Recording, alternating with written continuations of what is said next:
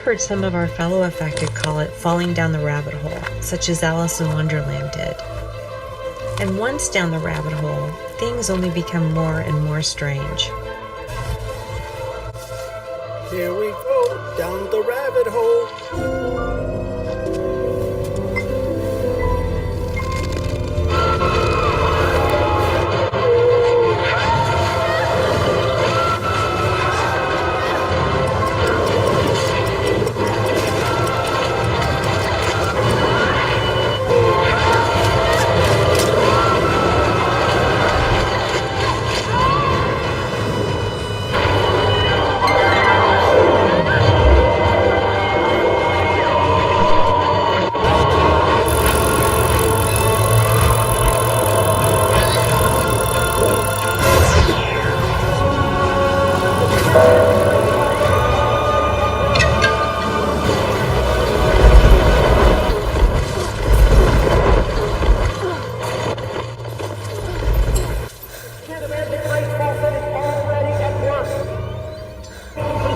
He's already coming into power.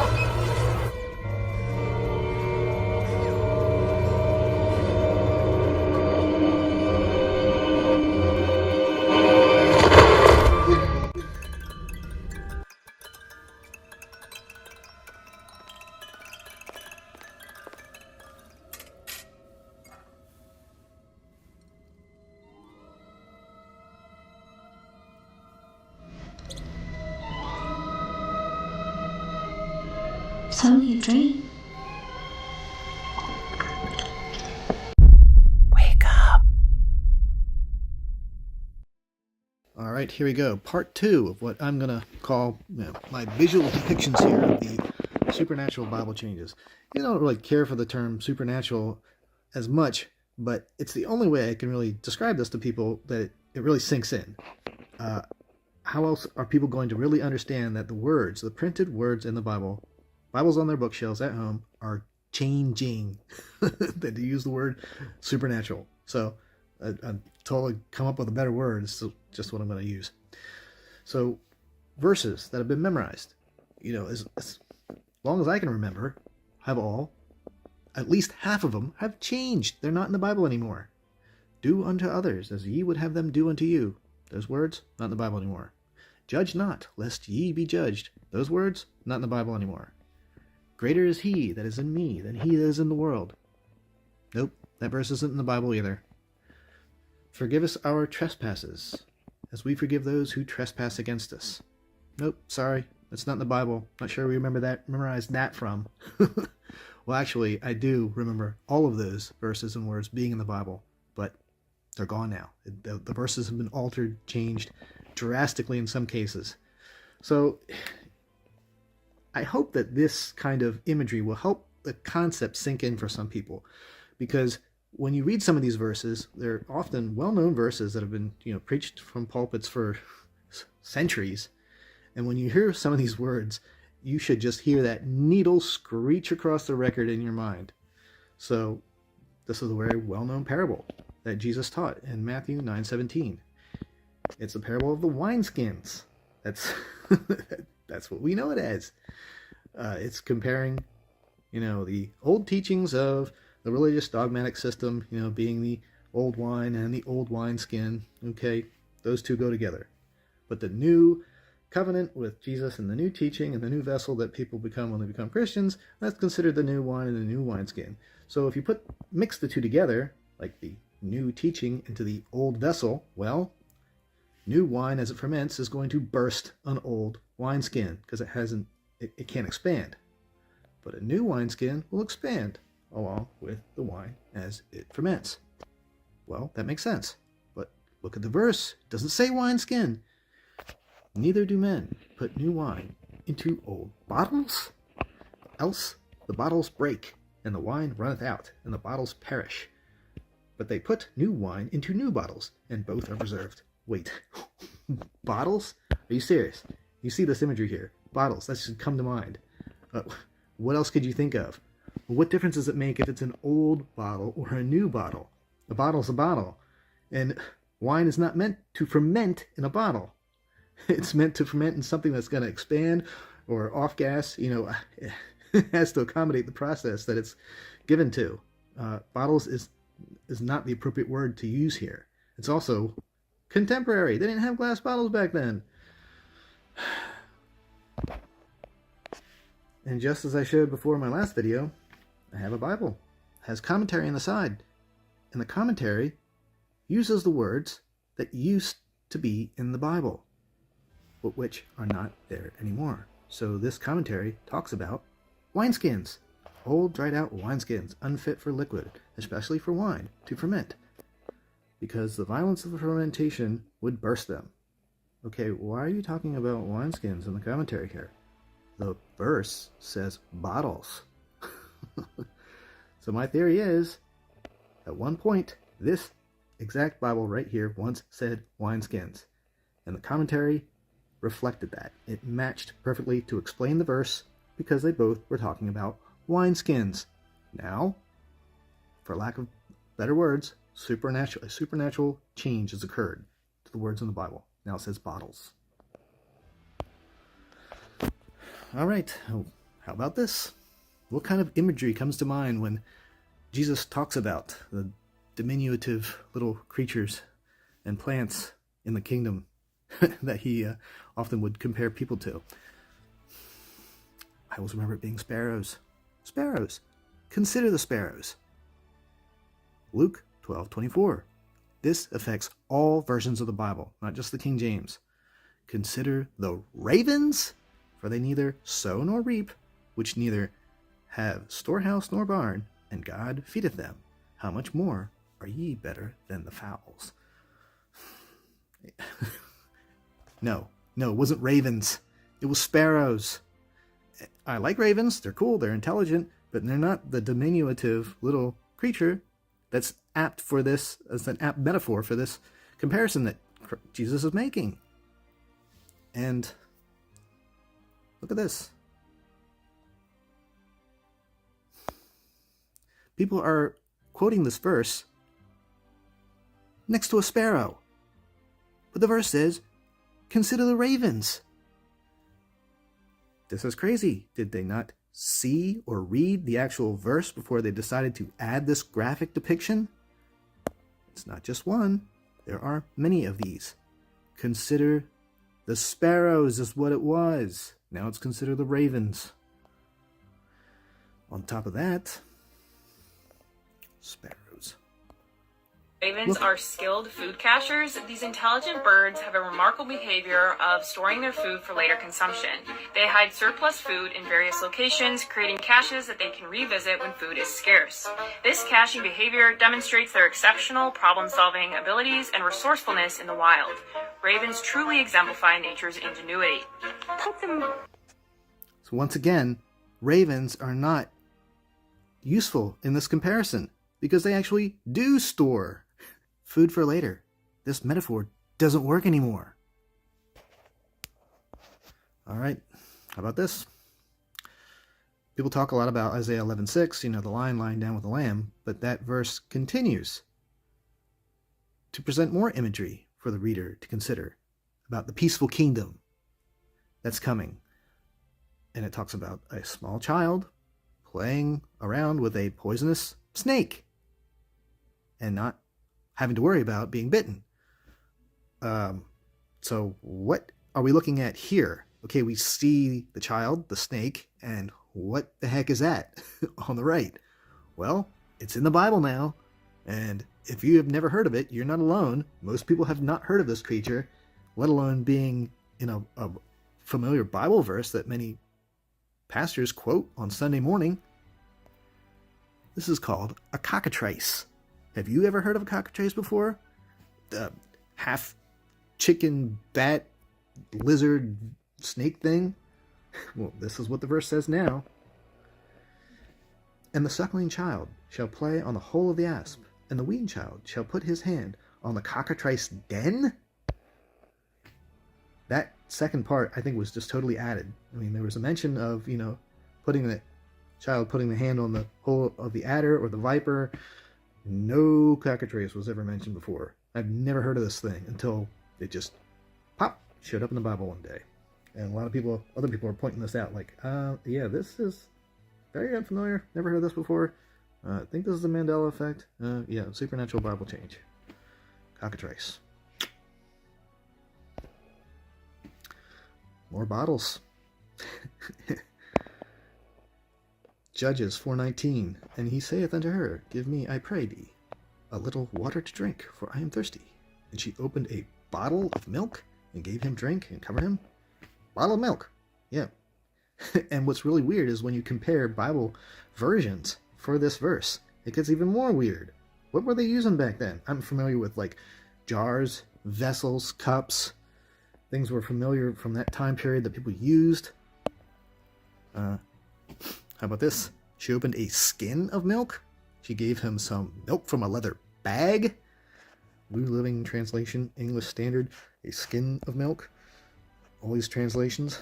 A container of milk, a bottle of milk, a jug of milk in the New King James, a leather bottle of milk in the NASB.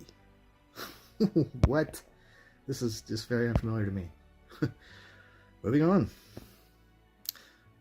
This term is now repeated throughout the Bible 8 times. Have you ever heard of this before? Would you know what anyone was talking about if they talked about, if they said they sat at meat? Sat at meat. There's a lot of sitting at meat now these days in the King James Bible. Mark 2:15.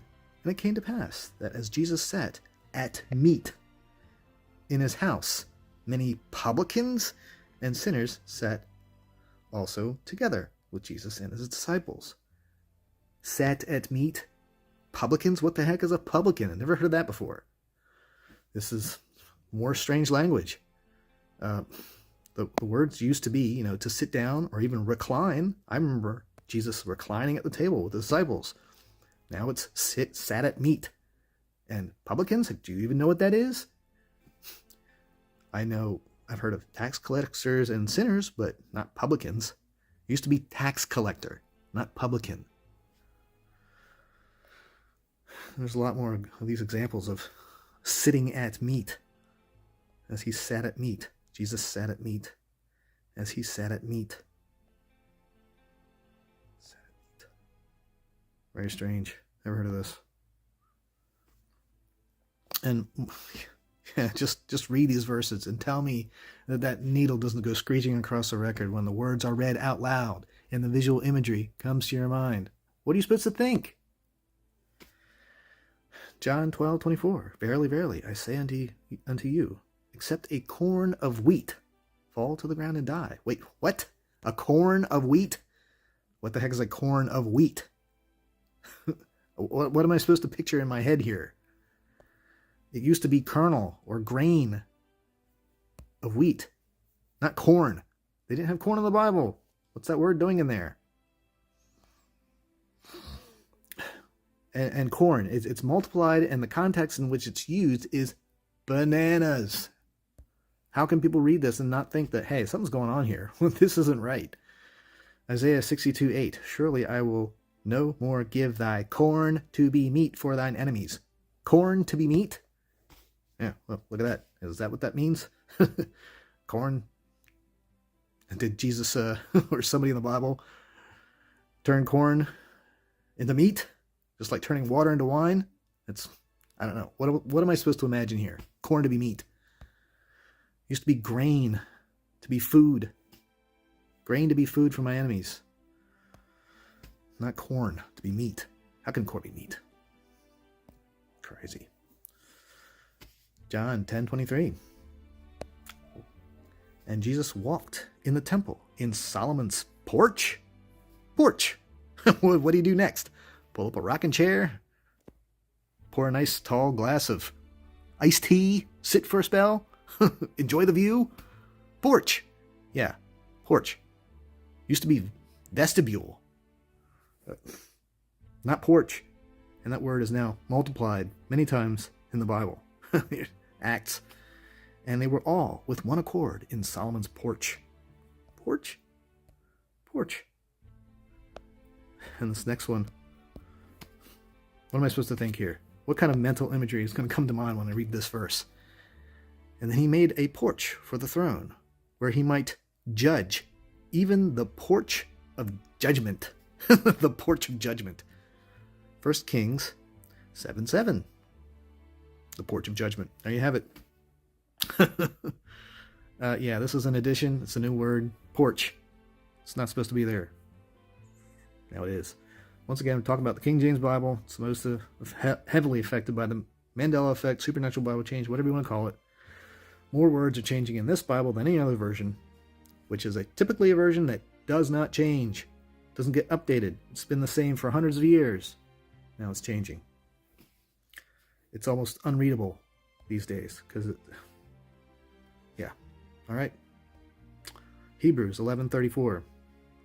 Does this kind of imagery ever come to mind when you've read verses in the Bible?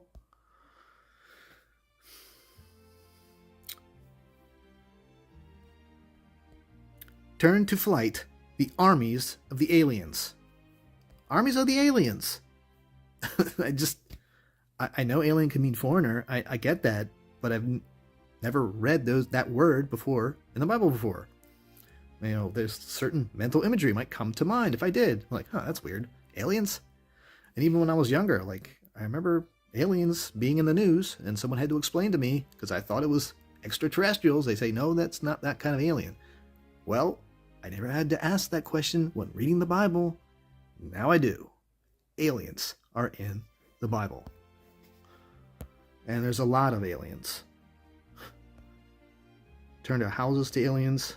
Turn to flight the armies of the aliens. Christ being aliens from the Commonwealth of Israel? What? Aliens. And another word is alienated. Now, I saw the word aliens appear, and there was no alienated at that time. I was looking for all these kind of word variants, and I looked for this. It wasn't there. A few years ago, now alienated is showing up in the Bible. Alienated. Was alienated from her. Mind, this term, my mind was alienated from her sister. Sometimes alienated, being alienated. Thy mind is alienated. What? Thy mind is alienated. Ezekiel 23. Her mind was alienated. This language is just so weird. Moving on. Job. This book is crazy. There's so many verses that have changed in this book. Just read Job out of the King James Version. And if you're not just taking pause every other verse at like what's being written and what you're supposed to imagine, you wouldn't be alone, because a lot of people might be thinking that these days. This book is changing. So what do I have pictured here? Well, there's Job sitting in the dirt, covered with sores. He lost everything. His friends there on the right, kind of chastising him. What did you do wrong? Get on God's bad side. Job 16:14. He breaketh me with breach upon breach. He runneth upon me like a giant. Once again, I put this one in there just because I think it's new. I've been reading Job and I don't remember seeing this before. I'm looking for that mental imagery when I read a verse, and this mental imagery hasn't come to mind until more recently. I'm like, wait, what? Runneth upon me like a giant. That's new. And more of these weird creatures, cockatrices, unicorns, satyrs. Do you even know what a satyr is? I didn't know what they were until I read this verse. Isaiah 24:14. The wild beasts of the desert shall also meet with the wild beasts of the island, and the satyr shall cry to his fellow. Yeah, it's called a goat demon or something. Okay, satyrs in the Bible now. What'll be next? Yeah, the word used to be wild goat, which would make more sense. I don't think this creature actually exists in real life. Why are they writing about it? And one of these verses that are not just weird when you read them out of the King James, but you start comparing them to other versions, and they're even more weird. So Isaiah 8:19. Once again, Isaiah is another book that's changing wildly. Just read the book of Isaiah. If you're not scratching your head going, what is going on here? I'd say, yeah. Okay, so, and when they shall say unto you, seek unto them that have familiar spirits, and unto wizards that peep and mutter. Wizards that peep and mutter? Are wizards known to peep and mutter? Okay, that's weird. Now let's look at some other translations. There's the Bible translation version. The spiritists who chirp and mutter. Chirp, chirp. Wizards that chirp and mutter. Fortune tellers who make soft chirping sounds as they ask the spirits of the dead. What? Wizards that chirp and mutter. This is weird. Consult mediums and spirits who whisper and mutter. Seek oracles at the pits who use to conjure up underworld spirits from the magicians who chirp and mutter. Consult the spirits of the dead and familiar spirits who chirp and who mutter. This is weird. Now, look at this. International Standard Version. Ask the mediums your questions and quiz the spiritists who chirp and mutter. Quiz? Quiz. Yeah, sure. Why not? Quiz. Quiz the spiritists who chirp and mutter. What? This is crazy. How about this? The Catholic versions. I've noticed some really weird verses in these Catholic Bible versions, the Dewey Rhymes and the Catholic Public Domain version. Seek of pythons and of diviners who mutter in their enchantments. Pythons? That's what else can you think of? Especially when you read this next version here. Catholic Public Domain version. Seek from seers and diviners, they who hiss in their incantations. So, is there some kind of a snake association going on here? Pythons? Hiss? And hiss has been multiplied in the Bible. I don't think that word ever existed in any Bible that I'm familiar with, but now the word hiss is all over the place. People hissing, the Lord hissing. So I looked this up, and python is actually like a Greek word for a spirit that, possesses somebody to do some kind of a fortune telling or predictions of the future. But what else am I supposed to think of here when you read these two versions of the same verse? Pythons and hiss. Just sounds like a snake. I don't know. Python. Pythonic. It's another word that's in the Bible. Pythonic. Hiss. Yep. A lot of hissing going on in the Bible now. Isaiah 7:18. So, since we're looking at the King James mostly, the Lord shall hiss for the fly that is in the uttermost part of the river of Egypt. Hiss? The Lord will hiss? What do other Bible translations say? The Lord will whistle for the flies. What? Flies from the Nile.